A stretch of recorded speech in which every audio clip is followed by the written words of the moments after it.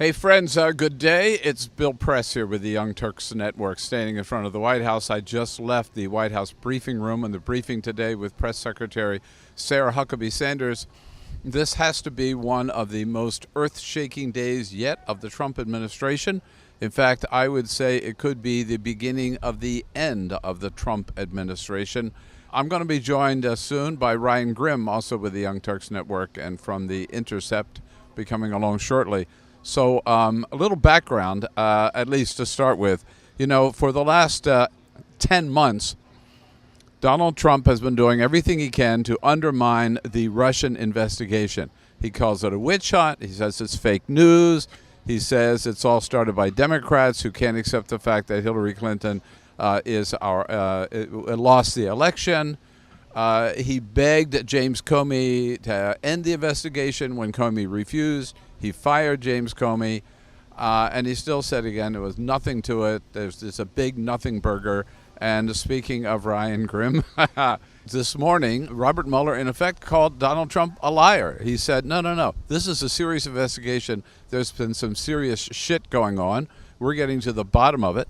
And he filed charges against two top Trump campaign aides, his former campaign manager, Paul Manafort, and Manafort's business partner, Rick Gates, on 12 charges of taking money, millions and millions of dollars from a Ukrainian businessman who's very close to the Kremlin, and then lying about it and trying to launder that money and hiding it. They were charged with 12 counts, including conspiracy against the United States. And maybe more importantly, a Trump campaign aide by the name of George Papadopoulos, it was revealed today, he pled guilty to lying to the FBI about all the efforts he was making in the Trump campaign to set up meetings with Russian operatives who allegedly had dirt on Hillary Clinton. Yeah. So that's the bombshell news that broke this morning. We go to the briefing room this afternoon, and Sarah Huckabee Sanders says this has nothing to do with us, nothing to do with Donald Trump, nothing to do with the campaign, which, I'm sorry, Ryan, is pure, unadulterated horseshit. They worked, all three of them worked for the campaign. Paul Gates stuck around. Manafort was the campaign manager, and then he left. Gates stuck around. Papadopoulos was with the campaign, was talking to this guy, Sam Clovis, we saw him on television all the time, about setting up meetings. He was in touch with a professor who said, let's set up some meetings. He even talked about setting up a meeting with Donald Trump and Vladimir Putin because he said they could bring dirt on Hillary, including copies of her emails, which means they already knew they were hacking into the Clinton campaign. Yeah. And Huckabee Sanders had the audacity today. Of course, she was ordered to do it by Trump, but she agreed to do it, to come out and say it has nothing to do with us. Oh, yes, it does. This is a big deal, as Joe Biden would say, a BFD. I'll be careful about using that word. What do you think? Yeah, she said he's just a campaign volunteer, right? You know, he's just some guy whose ideas were rebuffed and ignored. Earlier, I think it was Sean Spicer who was saying, well, Paul Manafort, the guy barely did anything on the campaign, right, other than be campaign manager. Like, beyond that. And then what I was saying about Rick Gates, so he's kind of like Manafort's man wherever he goes. And Rick Gates stayed at the campaign. There was this report that came out that said Manafort had gotten $12 million off the books from these Ukrainian oligarchs, and as a result, he kind of was pushed out because and he was losing an internal struggle, and they kind of it's not as if, oh my goodness, Paul Manafort engaged in outrageous behavior overseas. It was more like, okay, we can use this report to push him out. So they pushed him out, but Rick Gates stayed in, and Rick Gates is the conduit for everything that Manafort was trying to accomplish. And so then you have that June 9th, much discussed meeting between Donald Trump Jr., Paul Manafort, Jared Kushner, and the Russian lawyer, who we've now learned had talking points from the Russian government and had extensive contacts with the Russian government before she came to this meeting and talked about, and offered things, emails and other dirt. And Donald Trump said, great, love it, absolutely love it. And then we have maybe a parallel thing here going on with Papadopoulos that we're now finding out. This guy has rolled, and his lawyer said in a statement that looked like it was written by Mueller, we can't wait for George to have the opportunity when called on by the court to reveal all the details of his story. Right. Like, ooh, okay, well. Yeah. And meanwhile, the Trump White House, with the full cooperation of the disgraced Congressman Devin Nunes, who had to retire or step aside as head of the House Intelligence Committee, the Intelligence Committee, because he was such a puppet of Donald Trump. Nunes now has tried last week, I guess he may still go forward, to 2 investigations trying to change the subject and to get people to focus on Hillary instead of Donald Trump, talking about this old uranium deal, which has been totally discredited, and also talking about the fact that during the general election campaign, Democrats paid for opposition research against Donald Trump. Shocking. They continued the same firm that had been hired by right-wing anti-Trump Republicans during the primary to find out dirt. So they're trying to pursue that. And again, the White House saying today, we should be talking about Hillary, not about Donald Trump. No. Donald Trump is the president. Paul Manafort worked for Donald Trump. Rick Gates worked for Donald Trump. George Papadopoulos worked for Donald Trump. And I guess one final thing I would say about this, Ryan, is, again, what Mueller did today proves that this is a serious investigation into serious charges by a serious special prosecutor, Robert Mueller. And Donald Trump has to know this is not the end of the road. This is the first in what I think is going to be a wave of a continuing investigation, and there will be more indictments, and I think the more indictments are going to get from the campaign into the White House and maybe all the way to the Oval Office. Right, and I think you do Manafort first because, well, apparently there were some statute of limitations issues coming up with some of the laundering that was going on, so you had to move on Manafort quickly. But if you're going to charge people for things like a FARA violation, which is not not registering to lobby for a foreign principal, or money laundering, Jared Kushner all of a sudden has much more expensive legal bills. This is a guy who did not disclose on a lot of his forms to get a security clearance, a lot of different meetings that he had with Russian agents. So we know. I think 3 times he failed to report these meetings with foreign officials. Right, and so if you're willing to hit this kid Papadopoulos for lying, and you're going to hit Manafort for his foreign lobbying paperwork, and it looks like you're going to hit Tony Podesta. So Tony Podesta, this morning, he's John Podesta's brother, coincidentally, but they're kind of like mirror images of each other, and it's like Shakespearean that they're both caught up in this. Tony Podesta this morning told his staff at the Podesta Group that he's resigning. He's going to step aside, and he said, I'm going to fight this fight individually, and I don't want it to drag down all of the rest of you.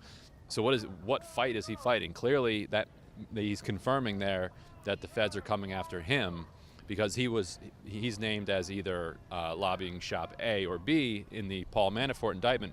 Manafort was using the Podesta Group to lobby on behalf. So you've got that's another person that's powerful and it's caught up in this. So Kushner, just for those violations alone, if Mueller wants to, and it looks like Mueller does want to, has leverage on Kushner as well. Right. No, I think the people that have to be nervous today are Jared Kushner, Donald Trump Jr., and Michael Flynn, by the way. Let's not forget him. Manafort's clients in the Ukraine were pro-Russian political parties and business leaders who had many, many contacts in the Kremlin. So there still is a question about, and by the way, this was between 2009 and 2016. Right. So in 2016, Manafort is already, a part of that year at least, working for Donald Trump. Did he use his contacts from the Ukraine to try to reach out to the Russians to get some help for Donald Trump or to help them hack? And that's still an open question. Donald Trump has tweeted again this morning, no collusion.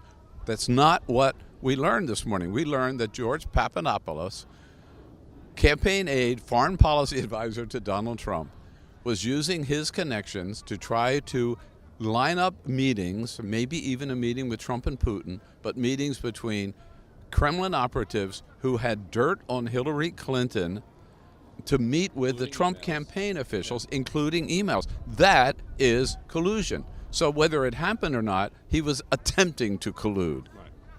Right, yeah. And Sarah Sanders' best defense is we ignored his suggestions and he's a nobody. That, I mean, there's one reason she would say that's the best you can do. Let's go back to just what it says in the indictment for a second.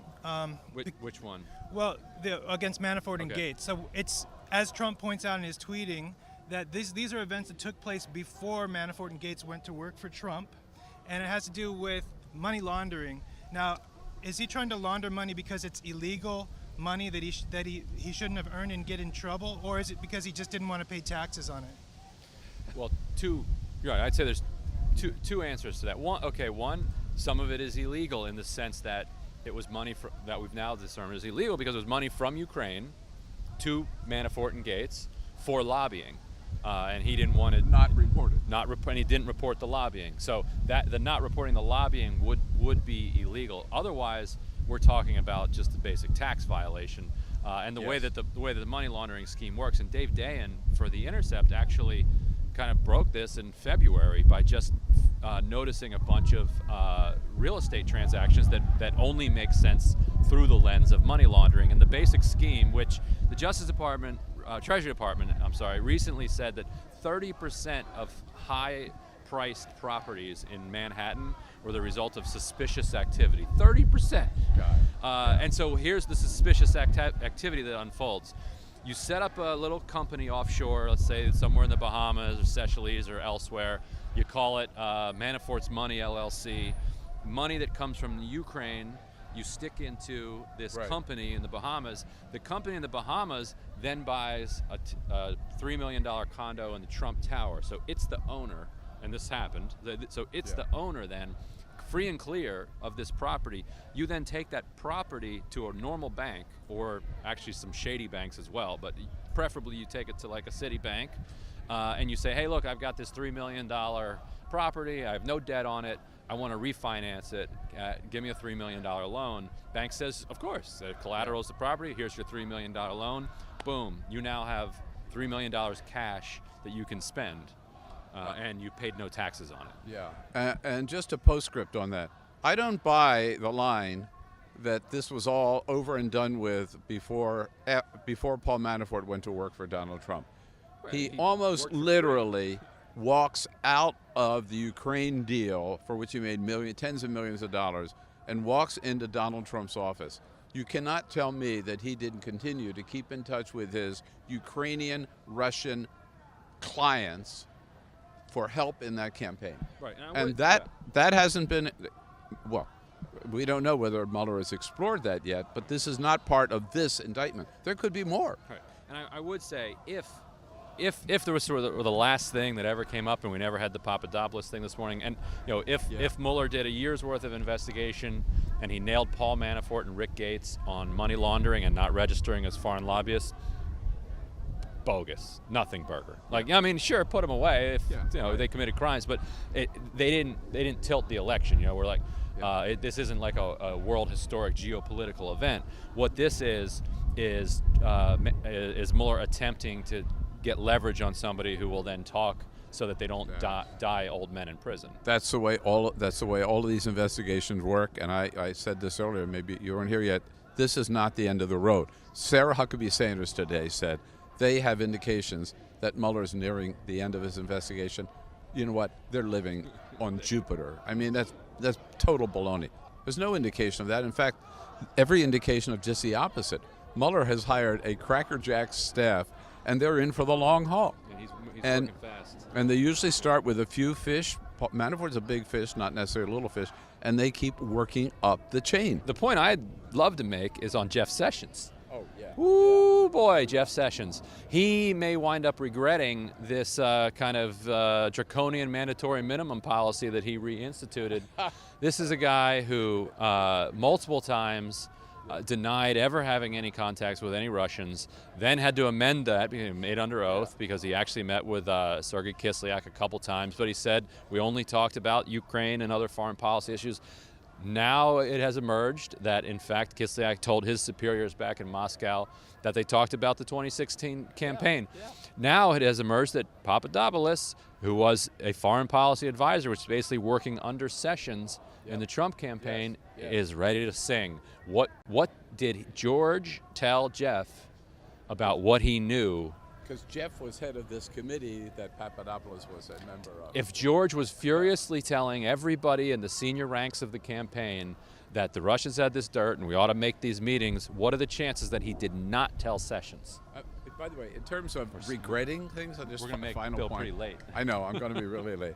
But the person who really should be regretting something today is Donald Trump. Remember, the only reason we have Robert Mueller and the special investigation is because Donald Trump made the unbelievably stupid mistake of firing James Comey. Yep. And Right. And listening to Jared Kushner. And listening to Jared Kushner. And so there you are, man. Yeah. It's a self-inflicted wound, a It big is. time. Yep. See you, man. I see it.